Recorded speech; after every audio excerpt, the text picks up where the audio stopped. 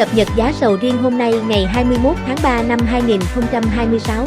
Khu vực Tây Nam Bộ tại Vừa, đối với loại cơm dễ mẫu dễ, về sầu riêng ri 6 mẫu A có giá từ 83k 1 kg, mẫu B có giá từ 68k 1 kg, đối với sầu riêng Thái, mẫu A có giá từ 140k 1 kg, mẫu B có giá từ 120k 1 kg, mẫu C có giá thương lượng theo mẫu trái. Đối với khu vực miền Đông Tây Nguyên vẫn chưa có cập nhật từ các thương lái. Tin tức Nông Thịnh cập nhật giá sầu riêng hàng ngày.